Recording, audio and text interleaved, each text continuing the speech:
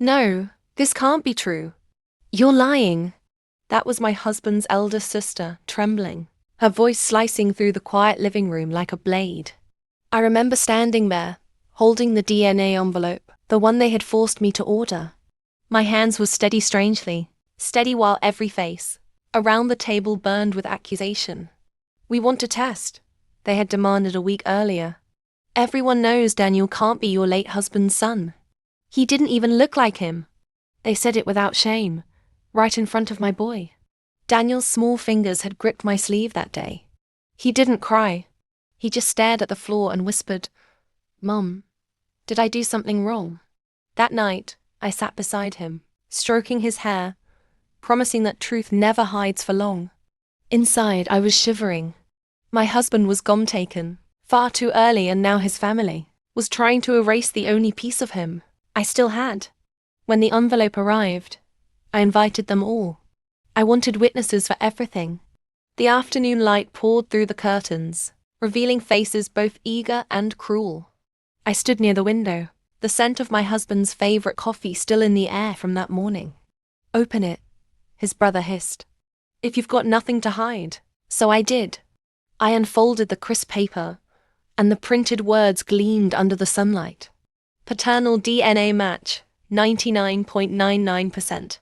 Probability of relationship confirmed. For a moment, silence stretched like a held breath. Then came the chaos gasps, whispers, tears. My son, my sweet boy, ducked his head into my arms, and I could finally breathe again. But just as I was about to put the report away, something caught my eye, a small extra line, faint but printed clearly, like a second door opening into a shadowed hallway. Note: unexpected genetic mismatch detected within recorded paternal lineage. I blinked. What did that mean? I looked up. Every face in the room had turned toward the eldest sister's husband, the man they called Uncle Greg. He had gone entirely pale. His lips moved, but no sound came. "Wait," I said, watching confusion bloom like frost. There's another section." My voice shook as I turned the page, reading out loud what no one expected to hear. According to extended marker comparisons, my husband's DNA didn't align perfectly with his supposed father's, records the patriarch of their proud, insistent family. For a breath, no one dared move. Only the ticking wall clock spoke in the stillness. "What is that supposed to mean?" someone whispered. I folded the paper slowly, meeting each gaze around me. "It means," I said, "steady now, that the man you call your father isn't biologically connected to all of you." The air collapsed into shock. My hands finally trembled, not from fear, but from something colder, justice maybe. Daniel pressed himself against me tighter, and for the first time since my husband's funeral, I felt the ghosts of this house growing quiet. The room stayed frozen in disbelief. No one spoke. No one breathed, as if the truth itself had sucked the oxygen right out of their lungs. Uncle Greg sat back, his chair creaking. The sunlight that once made the room warm now sliced in harsh, accusing lines across the marble floor. Finally, his sister, the same one who had first shouted at me, found her voice, though it came out cracked and small. That can't be right. Dad was the most honorable man we knew. He wouldn't," but the word wouldn't hung in the air. Trembling, I slipped the paper into its envelope again, my fingers brushing against the seal like it might burn. "These are laboratory records," I said quietly. "They don't lie, no matter how much any of us wish they would." Uncle Greg's face turned a shade of grey that scared me. He rubbed his temples, muttered something under his breath about old stories and mother's letters that no one ever saw. Then, abruptly, he stood up and stumbled toward the door. "I need air," he whispered, brushing past everyone. The rest followed him with their eyes, but no one dared to move. There was guilt in that silence. Guilt and something uglier, recognition. When at last they left, murmuring excuses, clutching their handbags like shields, the only sound left in the house was Daniel's slow, uneven breathing. "Mum," he said, looking up at me through those big brown eyes that still carried the softness of childhood. Why were they saying grandpa isn't grandpa? How do you explain to a child that adults spend their whole lives building stories around bloodlines and crumble when the story breaks? I knelt in front of him, brushing a strand of hair from his forehead. Sometimes, I said carefully, truth hides for years, even from good people.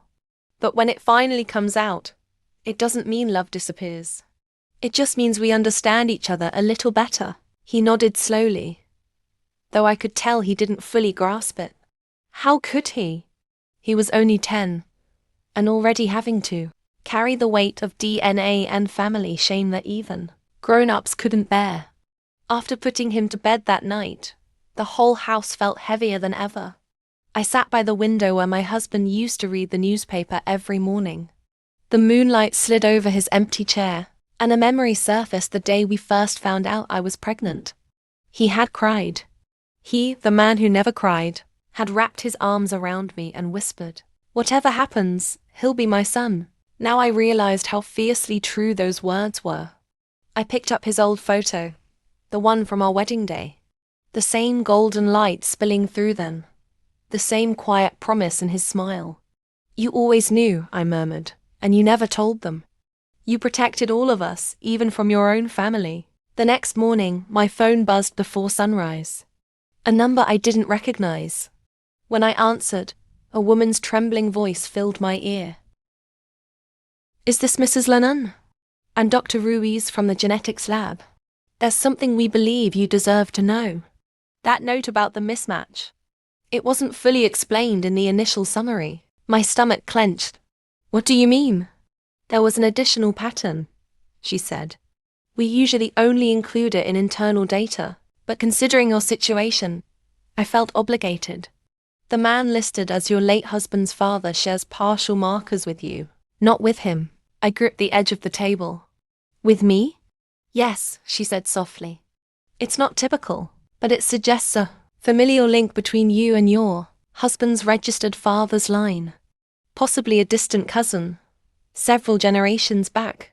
It's nothing to worry about medically, but it does confirm that something odd happened within their ancestry." I let out a shaky laugh. "So it runs in the family secrets on top of secrets." When I hung up, sunlight had just begun to creep over the horizon. A new day, the same house, the same silence, but the air felt cleaner somehow. Daniel came padding into the kitchen, rubbing his eyes. "Are they still mad?" he asked. I shook my head with a small smile. "No, sweetheart. They're just learning what truth feels like." Outside, a car door slammed. I turned, and through the window, I saw Uncle Greg standing by the gate, clutching something in his hand. He looked older, gentler, almost humbled. He raised the object, it was an old photograph, and said quietly, "We need to talk. It's about my mother." And in that moment I knew this story wasn't over yet. It was just beginning to unfold, one buried secret at a time. I opened the door before he even knocked. Uncle Greg stood there in the cool morning light, eyes rimmed red, like someone who hadn't slept in days. He clutched a faded photograph, its corners worn and edges yellowed by decades of handling. "I found this," he said quietly, "in my mother's old sewing box. It was sealed inside an envelope labeled, 'For the day you need to understand.' I guess that day finally came." He held it out to me, and my fingers hesitated before touching it. The image showed a younger version of his mother, my husband's mother as I remembered from the old family portraits, but beside her was a man I didn't recognize. He had intense, kind eyes and stood far too close to her for a simple family friend. Greg's hands shook. "That's not Dad," he said, voice barely above a whisper. "At least, not the man we called Dad. This was taken about a year before she married him." The pieces started to connect, like a jigsaw I never wanted to solve.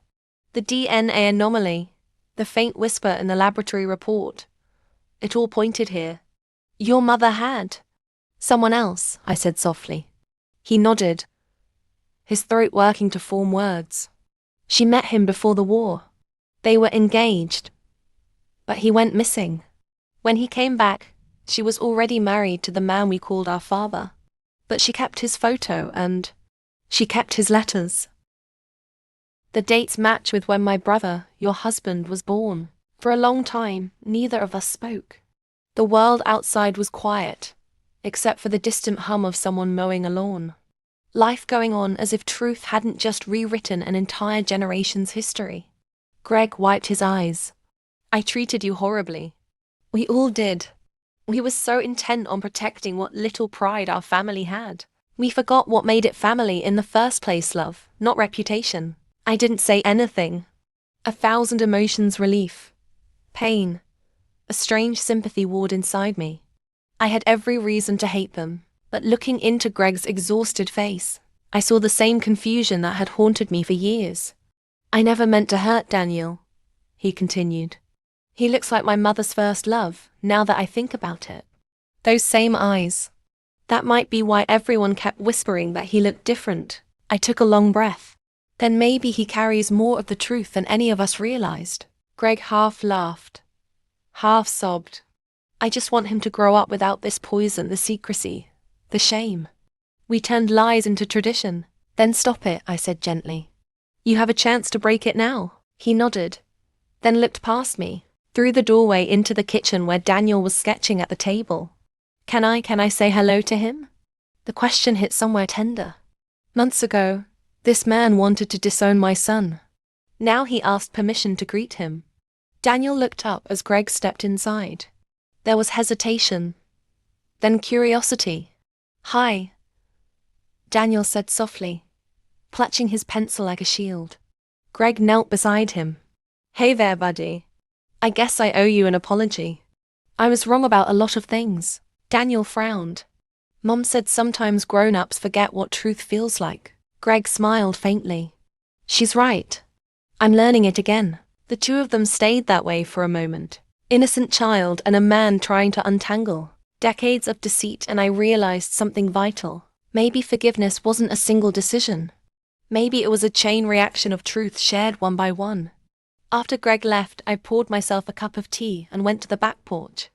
The morning air smelled like wet earth and new beginnings. I heard birds, cars, the world returning to normal. For the first time in months, I didn't feel alone. Then the phone rang a different ringtone. The one only the hospital used. My heart tripped. Daniel's pediatrician, Dr. Carlson, sounded hurried. Mrs. Lennon, good morning. I was reviewing Daniel's lab work from last year. Something you might want to double-check. It's about his rare blood marker. My hand tightened on the handle of the mug. What about it? Well, the doctor said, voice turning cautious. It's extremely rare, found in only a few genetic lines worldwide. One of them matched an archival database entry that's quite unusual. Do you by any chance have European relatives from southern Italy? Not that I know of, I said, frowning. Because according to this marker, he continued, Daniel's father or his father's family traces back to a branch we thought extinct since the 1800s. I don't know how, but this might go beyond regular ancestry. Someone in that family has been hiding much more than a name.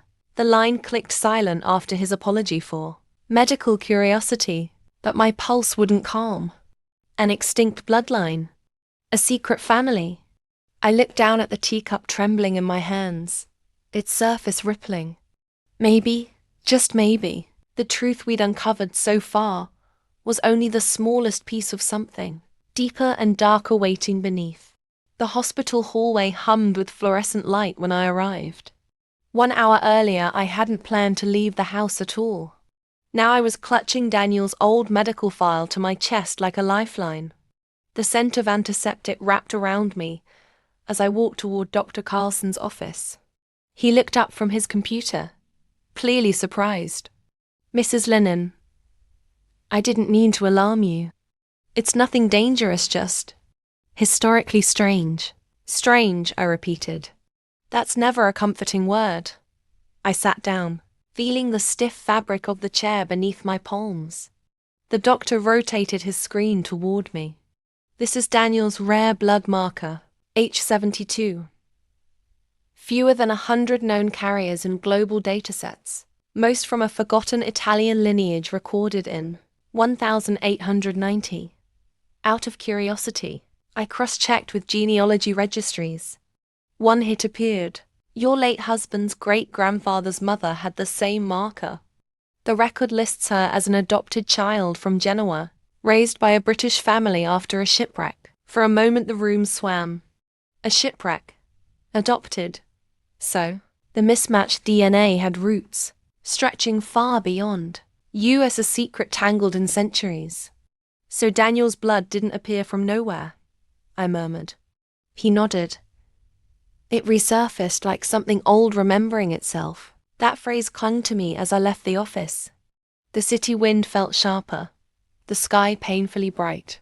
The truth wasn't haunting our family. It was echoing through it. Back home, I found Greg waiting on the porch steps, a paper bag beside him. I called Aunt Sophie, he said softly. She's 92. Barely remembers her own name, but she said something odd when I mentioned the photograph. She said, "The sea always sends its children back." Does that mean anything to you? I shook my head. Not yet. But maybe we're finally hearing the language of our ghosts. He smiled sadly. You sound like my brother. He used to say destiny hides in our blood until we earn it. That night, after Daniel fell asleep, I opened a small wooden chest that belonged to my husband. Inside was a pocket watch, still ticking faintly despite the years. Engraved inside its lid were initials I had never noticed before. Not my husband's, not his father's. Beneath them, a single date. 1978. I ran my thumb over the markings. 1978. I ran my thumb over the markings. 1978. The same decade of the shipwreck Dr. Carlson had mentioned. A cold shiver traveled up my spine. The next morning, Greg and I took the photograph and the watch to an old local historian named Mrs. Dent. Her tiny shop smelled of dust and time. She adjusted her glasses, studying the items. This man, she said, tapping the photo, is wearing an Italian naval uniform from before World War I and FM. Those could be his initials. Do we know who he was? I asked. She rummaged through an ancient ledger and stopped at a page yellowed by salt. Francesco Moroni, she read aloud, her voice trembling. Ship's surgeon. Lost at sea in 1891, rescued months later, but never returned home. Records end there.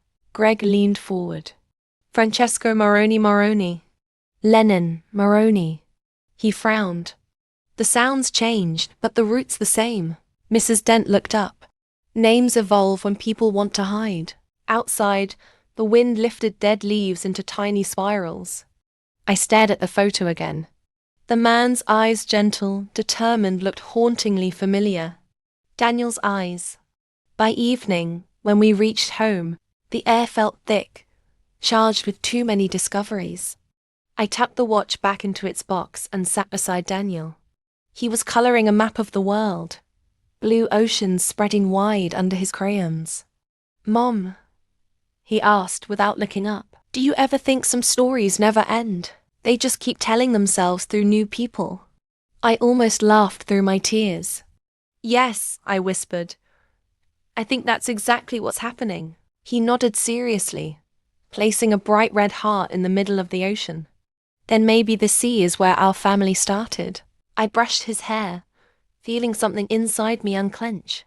All this time, I had tried to defend the past-proved memories, guard reputations. Yet my child, without understanding half of it, had given the perfect answer. The secrets weren't curses. They were currents, pulling us back toward honest waters. But as night fell and I checked my phone, a single new voicemail appeared. It was Dr. Ruiz again, her voice urgent this time. Mrs. Lennon, please call when you can. There's been an update from the International Genetics Archive. The sample connected to your husband's line. Someone else just logged a match. And this one's not from the past. It's from a living person, right here in the US. The voicemail replayed in my head all night like a broken record. Someone else just logged a match. Living person. US.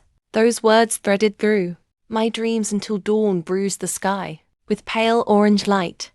By 7 a.m., I was pacing the kitchen, phone in hand, heart thudding against my ribs. I finally called Dr. Ruiz back. She answered immediately, too quickly, as if waiting for me.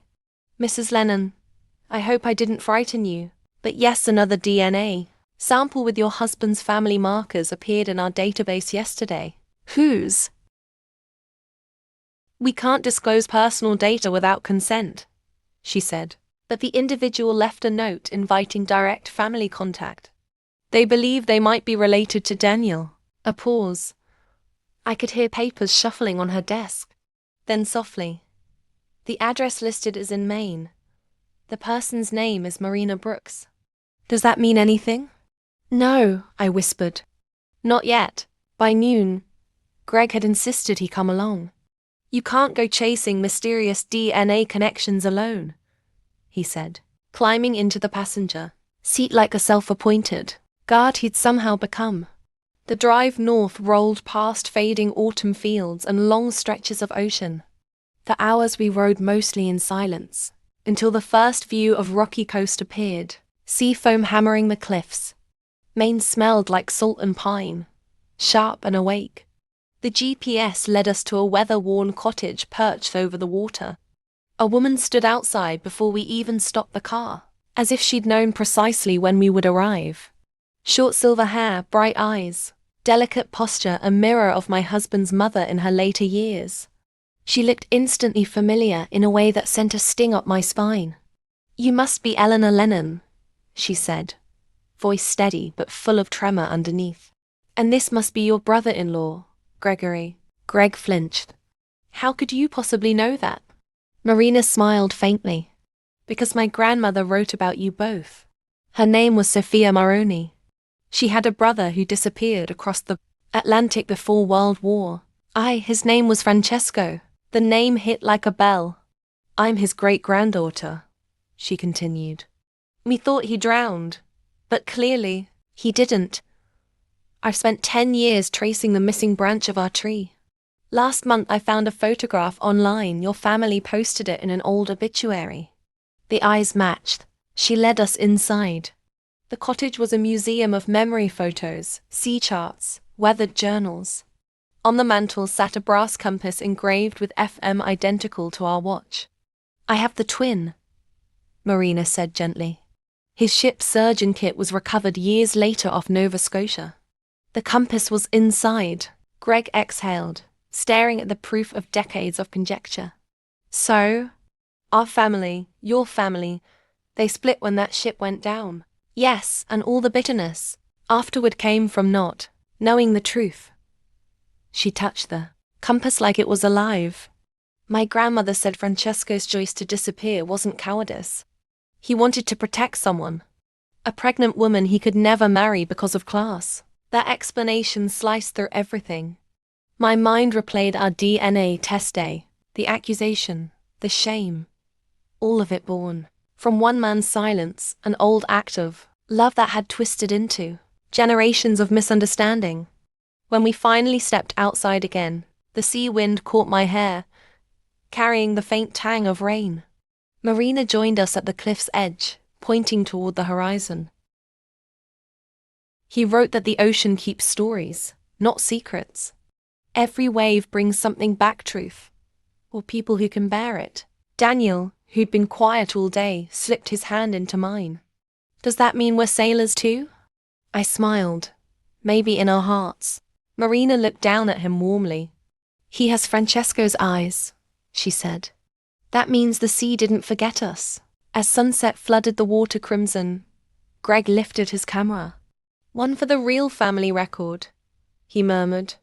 For the first time, family didn't sound divided by blood but mended by it. That night, before sleeping in the small guest room overlooking the Atlantic, I stood by the window. The ocean hissed and breathed like something alive. My husband's voice seemed to flicker through it. Whatever happens, he'll be my son. Maybe that was the truth the sea had been carrying all along. Not about paternity or names, but love resilient enough to outlast every lie. And yet, as I turned off the light, my phone buzzed again. A new message from Dr. Ruiz. This one contained just 2 words and a file link. Unidentified relative pending verification. Beneath it, a note. This sample matches your son's DNA even closer than his father's. The message echoed in my head long after the screen dimmed. Unidentified relative pending verification.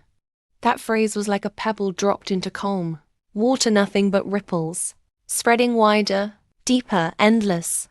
Morning light seeped through the curtains of the guest room. Grey and cold. The Atlantic hissed outside like it was, trying to whisper the answer before I asked the question. My first thought was Danielle. Second was, what if this wasn't over at all? Greg was already awake, standing by the porch railing with a mug of coffee. You saw it too? He asked without turning. Yes, he nodded grimly. So, someone else with an even closer DNA match than your husband. What does that even mean? It means, I said quietly, that truth never stays buried, not even under generations. We said goodbye to Marina with hugs instead of promises. She pressed the compass into my palm before we left. Keep it, she said. Maybe it'll point you where the story still wants to go. The drive back was silent again. That kind of silence that hums inside your bones. I kept replaying Dr. Ruiz's note, every letter of it glowing behind my eyes. When we reached home, a new email waited in my inbox. The subject line: Confidential Extended Marker Report. I clicked. PDF page. Charts. And then a line that stopped the world cold. Genetic affinity indicates a 99.995% relationship between Daniel Lennon and subject 47C likely. First degree. Parental or identical twin descendant. My breath hitched. First degree. Meaning either another parent or a sibling close enough to be impossible. Greg, I whispered, throat tightening. This says Daniel's genetic match isn't just family. It's someone almost identical. He frowned. A twin? That's impossible. You'd know if he had one, would I? I murmured, eyes darting to the old photographs on the mantel. My pregnancy had been complicated. I delivered early, unconscious for hours. My husband had never once spoken about what happened in those missing hours. Greg took the printout. His jaw tightened. We need to call Dr. Ruiz. When we reached her, she sighed heavily, as though already burdened. Mrs. Lennon, please keep calm. We're still verifying. The other sample subject 47C was submitted anonymously through a private lab in Oregon. They didn't reveal motive, just a note. Searching for my twin. The room spun. Twin, I repeated. He's 10. Are you telling me there's another child somewhere? It's possible, Ruiz said, choosing her words carefully. Sometimes, in rare medical scenarios, one twin can be declared stillborn under distress. But if the record wasn't properly archived, it could happen that both survived separated before registration. Greg's face drained of color. But why would anyone hide that? Ruiz hesitated. Sometimes people try to save one child at any cost. There can be decisions made in chaos. But whoever submitted that sample, they knew what they were looking for. When I finally hung up, my hands were trembling. 10 years believing I had one child. 10 years of birthdays, photographs, lullabies, and maybe somewhere out there, another heartbeat had matched his all along. That night, I couldn't sleep. I watched Daniel breathe in the dim glow of his nightlight, his chest rising and falling in rhythm with the tide beyond the window. I opened the compass Marina had given me. Its needle trembled, pointing steadily west, exactly where Oregon would lie if I stretched the map straight across. In that instant, the house no longer felt safe. It felt like a waiting room between worlds. The truth was heading our way, carried by bloodlines and time zones, and I had no choice but to follow wherever it led. The next morning, I packed our bags. Greg didn't argue, just handed me the car keys. "Then let's go find the rest of our story," he said.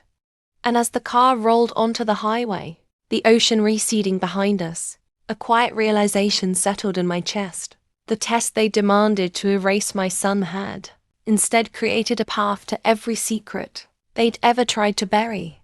We drove west for 2 straight days, chasing a ghost across the map. Daniel sat in the back seat humming softly to himself, drawing in his sketchbook. The same waves, the same heart in the ocean. Greg handled most of the driving, while I stared out the window, half afraid of what the compass would do if I looked at it again. By the time we crossed into Oregon, the rain had joined us. Thin grey sheets streamed down the windshield, turning the world into drifting watercolor. At every rest stop, I checked my email. No news, no update. Only that one message from Dr. Ruiz, bold and unanswered, waiting like a quiet dare, searching for my twin. Port Clegg was a small coastal town, salt in the air and gulls screaming overhead. The address from the report led to a modest, white and blue clinic tucked between pine trees. A local genealogist worked there part-time, Ruiz had said. That's who forwarded the mysterious sample. Inside, a young receptionist looked up. "Mrs. Lennon?" "Yes, you're expected." She handed me a sealed envelope. "They left this for you yesterday morning. No name, no note, just thick paper and a return logo of the lab." My fingers slipped under the flap. A letter greeted me, neat, deliberate handwriting. "If this reaches you, then what I feared is true. You have Daniel. I have Ethan. The hospital lied to both of us. I was told my baby didn't survive. I only discovered the error when I donated DNA for a research study. My contact number and photo are enclosed. Please don't be angry. I only want to meet my son's brother. Lavra Pierce. Ethan. A second name."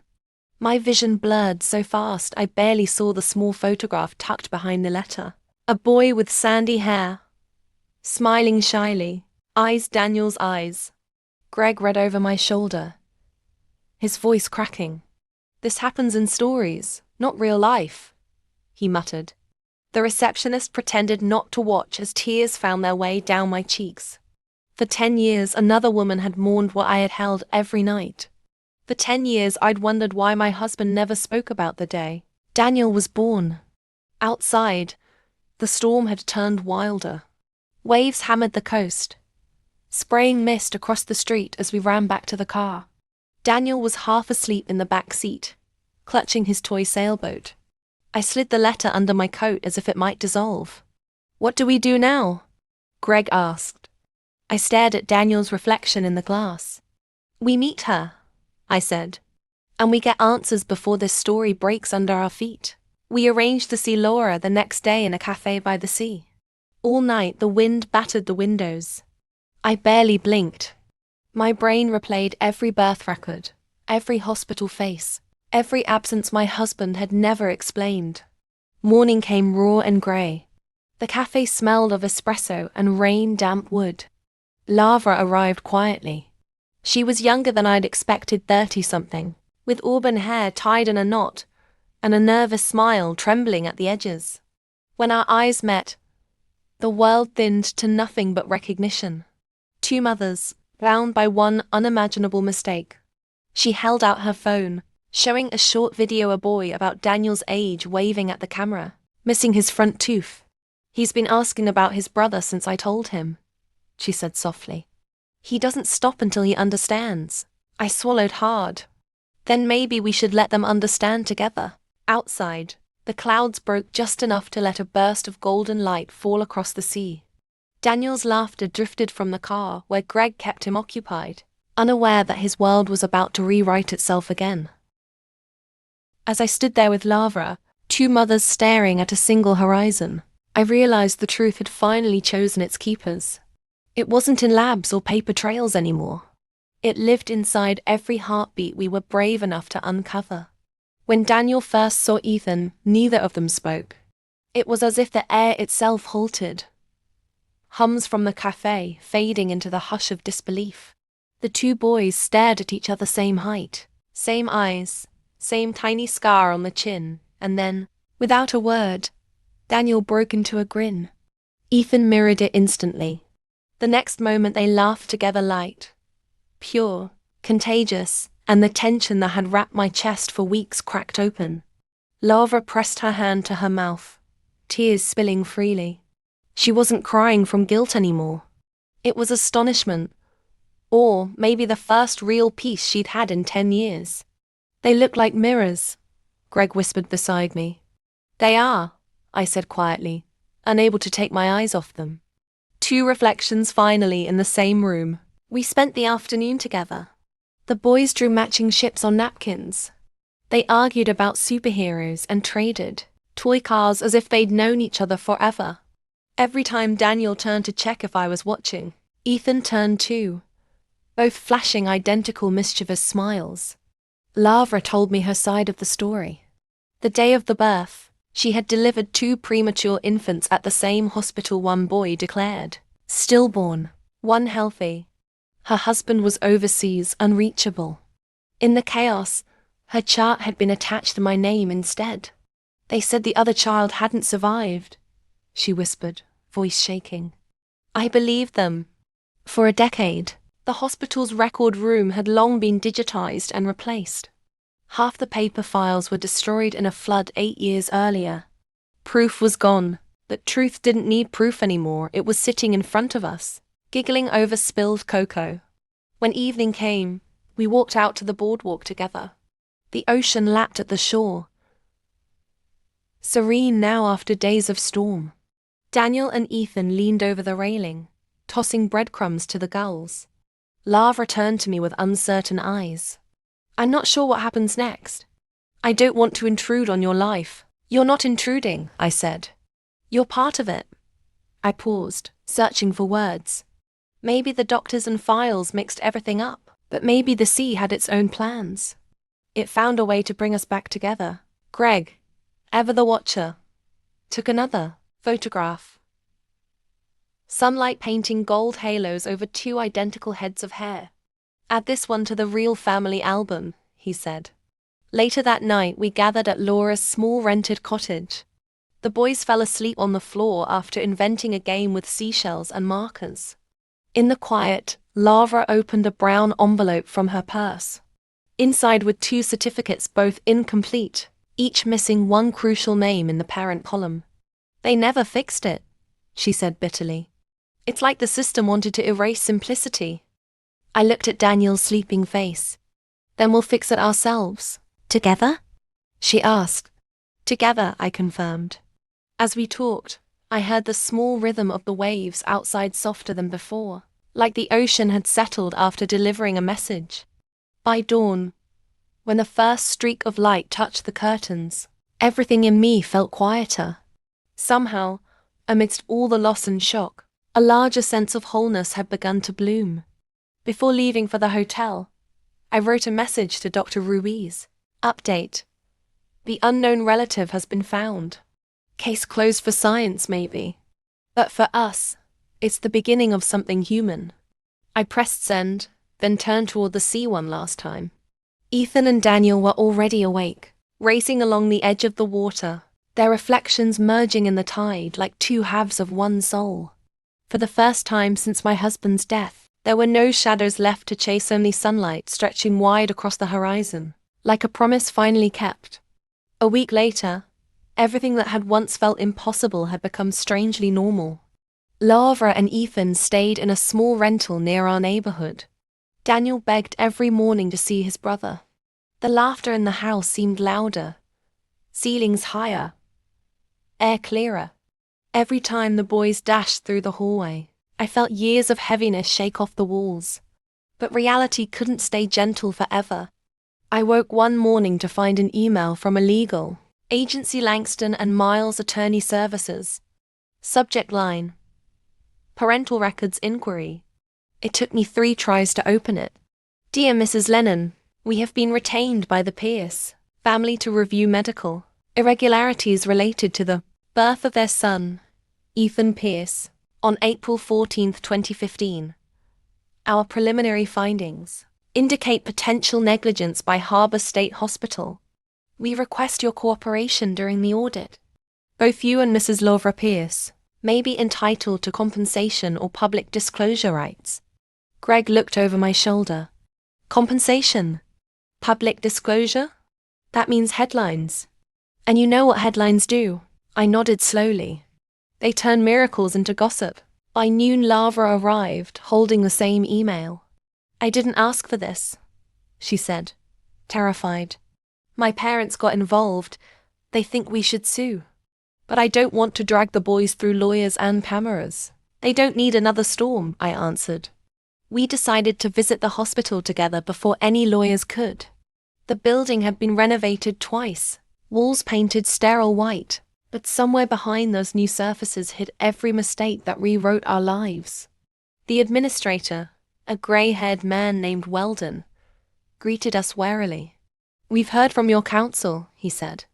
If this is an official complaint, it's not, I interrupted. We just want to know how it happened. He led us to the archive wing. Boxes of surviving paper files stacked in neat silence. Weldon pointed at a thin folder. The microfilm from 2015 was corrupted, but this photocopy survived. Inside, we found 2 pages birth records back to back, both missing a hospital stamp. One labeled Infant A, the other Infant B. Lara whispered, I was Infant A's mother, and I was Infant B's. I finished. Scrawled across the top in fading pen. Ward merged temporary holding. Beneath, a nurse's signature. Margaret Ruiz. I froze. Ruiz? The same surname as our geneticist. Weldon nodded. She was our maternity supervisor then. Retired years ago, but her daughter works in genetics now, I believe. My knees felt weak.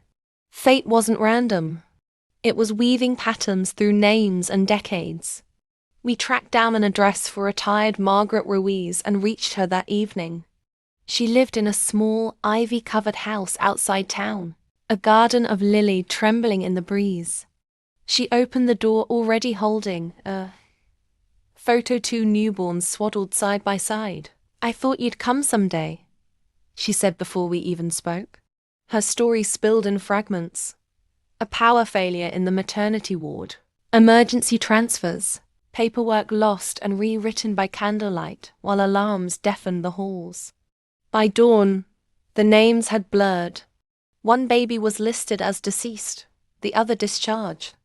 I begged them to check twice, she said, tears glistening. But the records unit was shut down during the merger. I kept this photo as proof, just in case someone searched. Lara gripped my hand, trembling. All these years? Because of a blackout? Because of people scrambling in fear? Margaret corrected softly. Fear hides truth faster than any darkness. She pressed the photograph into my hand. I can't fix what was broken, but maybe this helps you keep what's whole now. Outside, dusk painted the sky burnt orange. The boys were waiting in the car, faces pressed to the window. When they saw the photo, they waved, their fingers forming identical awkward hearts against the glass. Greg exhaled. So that's it then. The official truth. I looked at the picture one last time. 2 tiny boys who had already found their way back to each other despite the world's mistakes. No, I said quietly. That's not it. That's just where truth finally learned how to breathe. And as we drove away from the house, twilight spreading like soft ink over the coast, I realized the compass I carried no longer needed to point anywhere. It had led us here to completion, to forgiveness, to the place where lost stories end and living ones begin. In the weeks that followed, the world seemed to slow down as if life itself was trying to let all the scattered fragments settle into place. The phone stopped buzzing, the legal letters faded into the background, and our families, mine and Laura, started meeting every weekend at the pier. Daniel and Ethan turned the boardwalk into their kingdom. They chased each other through the mist, collected shells, built fortresses of driftwood. Every time their laughter rose above the waves, I felt the past loosen its grip on all of us. We held a small ceremony on the beach one chilly morning. Only the four of us, Greg. And the sea. No speeches, no lawyers, no officials, just two mothers, two sons, and a simple wooden box in which we placed the photograph of the newborns and the watch engraved. FM 1978. Lavra set the box gently on the sand. For the years we lost, she whispered. And for the years they'll build, I added. Greg filmed quietly from a distance. Not for the internet this time, but for family, real family. The tide touched the box and drew away, leaving a shallow reflection in its wake. Afterward, we walked along the shoreline, the boys darting ahead. Do you ever wish things had been different? Lavra asked suddenly. I thought of the tests, the anger, the screams in that living room months ago, of the envelope that had started everything. Sometimes, I admitted. But if things were different, I might never have met you. She opened the door, or known already him, holding. I nodded toward. Ethan. Photo 2 And Daniel would newborns have grown up swaddled missing side by half of side. himself. She smiled faintly, wind tugging her hair across her face. You sound like you've forgiven everyone. Not everyone, I said. But enough to breathe again. Back at the cottage, Greg handed me the camera. Keep this one. It's the ending you earned. On the screen, the footage showed the twins running toward the surf, light catching in their hair, a mirror image on both sides of the frame. The next day, I returned the compass to Marina in Maine. She hugged me tight, whispering, the sea brought them together. Now let it rest. I placed the compass on her mantle, beside the old journals of Francesco Maroni, the man whose choices had unknowingly written the prologue to our lives. When I returned home, something inside felt still. There were no unanswered voicemails, no sealed envelopes waiting to detonate. The house smelled of coffee and crayons, of ordinary mornings. Daniel ran up, waving a drawing. Two boys building a giant ship labeled The Truth. Can we really make one like this, Mom? He asked. Maybe someday, I said, swallowing the lump in my throat. But for now, we keep sailing the one we've already built. That night, as moonlight spilled across the living room, I sat at the table and began writing everything down, every call, every clue, every wave of grief and wonder. It wasn't for an audience or a lawyer. It was for them. So one day they'd understand how hard love had fought to find itself. When I finished, I opened the window. A cold rush of ocean air filled the room, carrying the faint echo of my husband's favorite phrase. Whatever happens, he'll be my son. Now, I thought, he's not just your son. He's ours, two mothers, two brothers, bound not by bloodlines alone, but by the courage to face what blood revealed. Out on the horizon, two small lights blinked. From the harbor, a pair of boats crossing paths before heading home. I watched until their reflections merged into one. This time, the sea didn't whisper secrets. It simply breathed, content at last, humming the soft rhythm of a story that had finally found its ending. Months passed, and the storm that had once consumed every heartbeat gradually turned into quiet background hum. Normal life returned, but it was a new kind of normal, stitched together from forgiveness and rediscovery. Every Friday, Lavra and Ethan came over for dinner. The boys set the table faster than I could call them, laughing at their own little inside jokes. Greg had turned his obsession with documenting everything into something beautiful. He started an online photo journal titled, Where Truth Found Us. It wasn't sensational, just moments, tiny, honest miracles. Two boys painting a fence, two mothers sharing coffee, the ocean behind them, endless and forgiving. Spring crept in. Yellow blossoms lined the road that led to our house. Daniel's room filled with books about ships and constellations. She opened the door, already Ethan wanted to be a marine biologist. Photo 2 Their dreams were already swaddled brushing side by against side, the same horizon that had first bound them. Then one morning, a letter arrived not through email, but in a real envelope, postmarked from overseas. The return address read, Ruiz Genetics, Lisbon branch. I frowned, heart skipping. Inside was a handwritten note from Dr. Ruiz herself. Mrs. Lennon, I'm stepping down from my position this year. I needed to tell you something beyond official reports. My late mother, Margaret, dedicated her life to atoning, For that hospital night in 2015. When you met her, she told me afterward she finally forgave herself. She passed away peacefully 2 weeks later. Before she died, she asked me to deliver these documents to you, copies of every surviving birth record, now verified. But she also left a personal note. Tell them the truth was never meant to break them. It was meant to bring them home. The words blurred as tears filled my eyes. I closed the letter, breathed deeply, and called Lavra.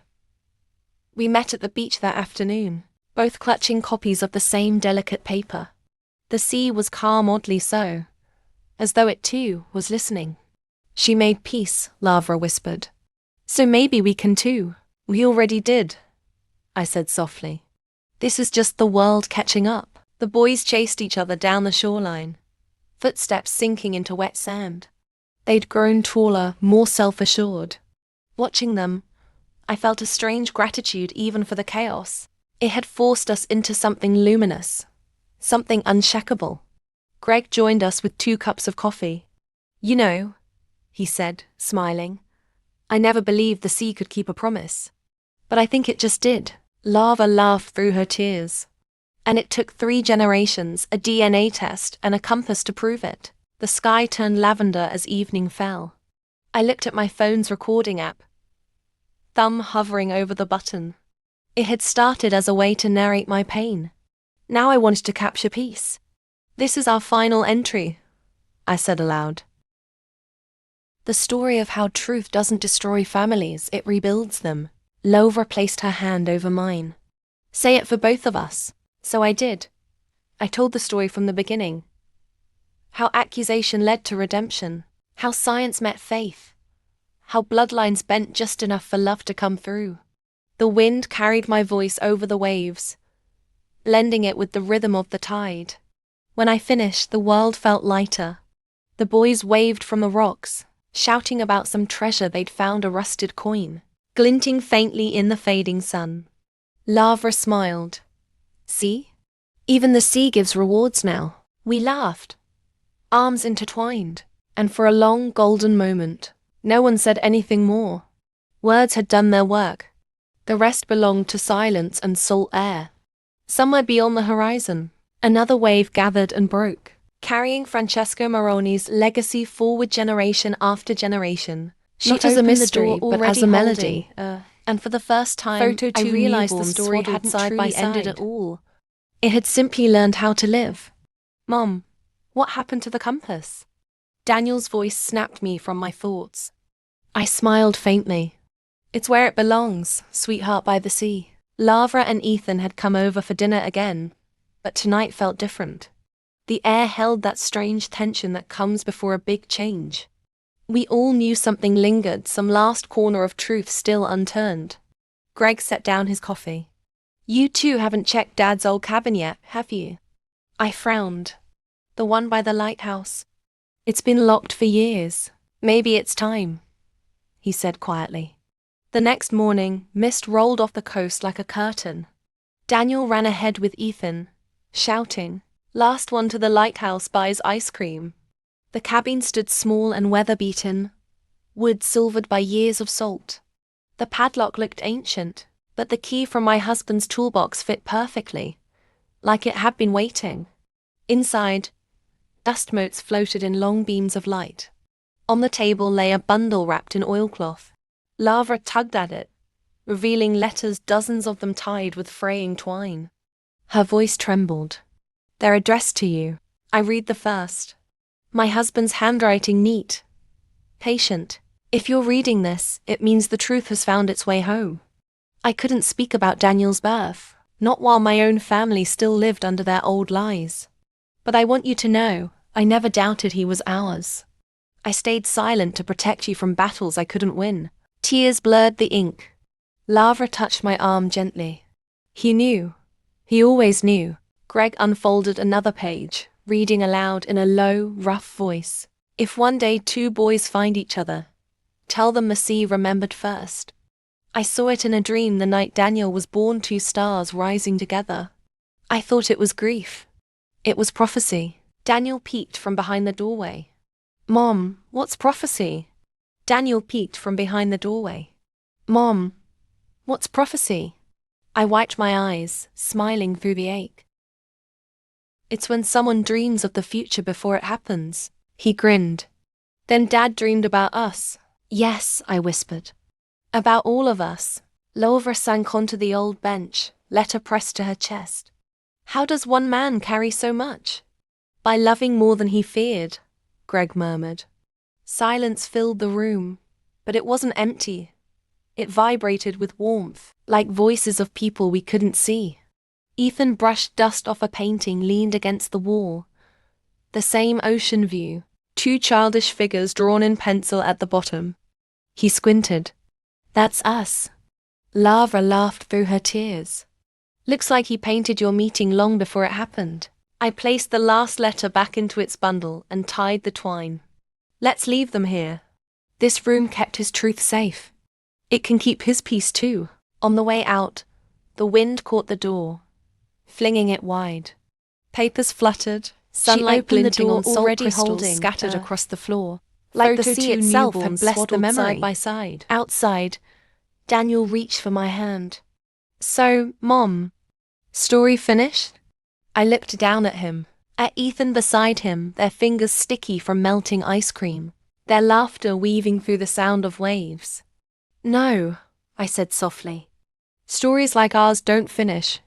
They just wait for the next voice to tell them again. Lara sighed, smiling. Then let's promise to keep telling it no matter how many waves come. The lighthouse bell rang in the distance, distant and clear, mixing with a cry of gulls. The sea shimmered patient, forgiving, endless. And for the first time, our voices, all of us, rose together above the wind, bright and unafraid, as if even the ocean wanted to listen. Mom, you think Dad can hear us from heaven? Daniel asked. His voice broke the silence of the porch. The sky was melting into shades of orange, and the twins were tossing a softball between them. I smiled, half at him, half at the question. I think he hears everything worth hearing. Ethan threw the ball back, missing Daniel by a mile. Then he just heard you call me slow turtle. Daniel rolled his eyes. That was yesterday. Greg laughed from the steps. Relax, sailors. Let the sea referee this one. Lara set 2 mugs of coffee on the small wooden table. I swear they've got energy stored from another planet. They get it from the ocean, I said. It feeds on noise. For a moment, the 4 of us just listened. Gulls calling, waves folding. Then Laura's tone dropped softer. Eleanor, do you ever hate the past for taking so long to tell us the truth? I shook my head slowly. Sometimes, yeah. But if it had come earlier, maybe we would have broken instead of healing. She looked down at her mug. I used to think justice meant revenge. Now I think it just means peace. Greg lifted his camera, trying to capture the glow. Peace is hard to film. He grinned. Then stop filming it, I said lightly. Just live it. He lowered the camera, smiling. Fair enough. Daniel ran up, holding a seashell. Look, it's shaped like a heart. Ethan gasped dramatically. It's proof. The ocean loves us. Lara laughed. Well, it certainly worked hard to reunite you two. The boys sat down between us, breathless. Daniel asked, Can Ethan sleep over again? Tomorrow's Monday, I reminded him.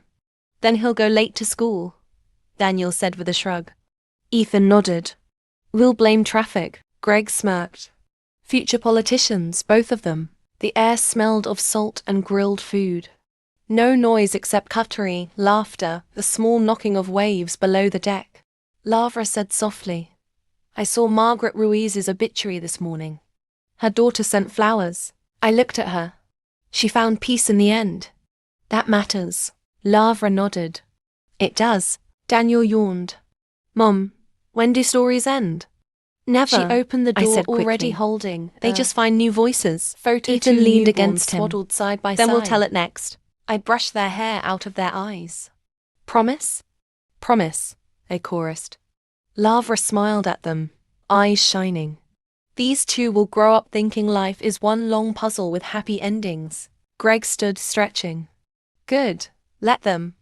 The world could use people like that. The twins ran back down to the sand, chasing the fading waves.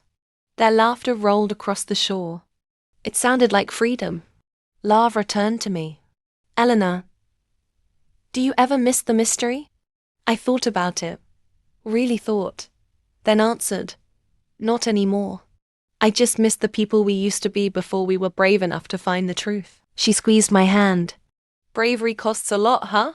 Everything, I said with a small smile. And somehow it gives it back too. The wind picked up. Cool and alive. The boys shouted something about building a new fort before sundown. Their voices carried above the surf clear, fearless. Greg murmured from behind, there's your ending, Ellie. Not a sentence. Just that sound. I didn't argue. I just watched the twins running through the tide, silhouettes against the dim light, turning every broken piece of our story into laughter. For once, we didn't talk about the past. We only listened to them, to the sea, to the soft rhythm of a life finally whole. Morning sunlight spilled across the kitchen table. Toast crumbs, cereal boxes, spilled juice chaos that sounded like home. Ethan was explaining the laws of sea dragons to Daniel. Rule 1. Never sail east without snacks. Rule 2. Daniel added instantly. Never tell moms about Rule 1. Lara, laughing, raised an eyebrow. Too late. The moms know everything. Not everything, Greg muttered, sipping coffee. I still don't get how we wound up, living in a house that's one storm away from becoming a boat dealership. The twins burst into giggles. The conversation was meaningless and perfect. After months of revelations and heartbreak, normal talk felt like magic. For the first time, no one was waiting for a call, a letter, or a lab result. Later that afternoon, we took the boys to the lighthouse trail, same one where we'd opened the old cabin. The wind smelled of pine and salt. The sky was clear, water flashing silver. Daniel ran ahead, calling, "Race you to the top, Ethan. You'll lose," Ethan yelled, already halfway up the slope. Lara laughed, leaning against the railing. I hope they never outgrow this. They won't, I said quietly. The world will pull them apart here and there, but they'll always find back. Greg adjusted his camera strap. Speaking from experience, huh? I smiled. Exactly. When we reached the top, the view swung open, the town behind us. Endless ocean ahead. The twins leaned over the railing, hair whipping like twin banners. Mom, look at the boats, Daniel shouted. I see them, I called back. Ethan pointed toward a fishing trawler on the horizon. That one looks like it's chasing the sun, swaddled side by side. Lara caught her breath. Can you imagine the courage it takes to go that far and still come back? Yeah, I said softly. But we did, didn't we? She nodded, eyes misted. We did. Greg filmed a short clip, lowering the volume, so only the sound of the wind came through. For the archive, he said. One last frame, back down by the shore. The boys started collecting smooth stones. Daniel handed one to Ethan. Let's keep these forever. If we drop one, the other has to find it. Deal? Deal, Ethan said. If the sea takes it, we swim. Lara whispered, half afraid and half proud. They talk like sailors already. I watched them wade ankle deep into the surf, their reflections twisting together with every ripple. Maybe that's good. Maybe the sea belongs to them now. We stood there a long time, just breathing, just watching. There was no grand speech left to make. No mystery left to solve. Daniel suddenly called, Mom, watch this. He and Ethan flung their stones high. They landed together with a single splash, water glittering in twin arcs before dissolving into the tide. Lara murmured, perfect aim. I nodded. Perfect ending. Greg lowered his camera. No edits, no soundtrack. Just let it fade here, okay? No one disagreed. The boys ran ahead, hands brushing the waves. We walked behind them without hurry, the salt air sharp and kind. The sea glittered beneath the sun, humming its steady song, the same old lullaby that had carried fears, secrets, and now a family reborn. Lavra nudged my shoulder. You ever think about how small we are next to all this? All the time, I said, smiling. That somehow it still heard us. Daniel turned back, shouting against the wind. Mom, come on. We joined them, our footprints pressing into wet sand and vanishing just as quickly washed clean, like everything that had ever tried to break us. And when the next wave rolled in, I realized it wasn't an ending at all. It was simply life full, loud, untidy rolling forward, exactly as it should.